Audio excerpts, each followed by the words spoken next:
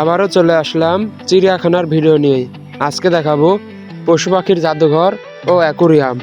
Aquarium বলতে যার ভিতর মাছ থাকে তাই আর কি। ভিতরে ঢুকেই আমি তো অবাক। ভিতরে আছে বাঘের কঙ্কাল, বাঘের চামড়া, আরো অনেক কিছু। কুমিরের চামড়া, মাছ, বিভিন্ন ধরনের বিভিন্ন প্রজাতির মাছ আছে এখানে।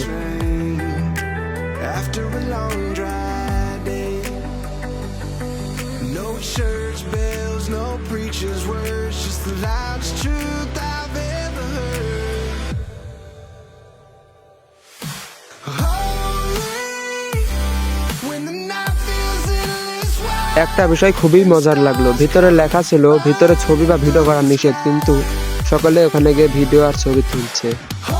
বাইরে বেরিয়ে এসে দেখলাম তিমির কঙ্কাল।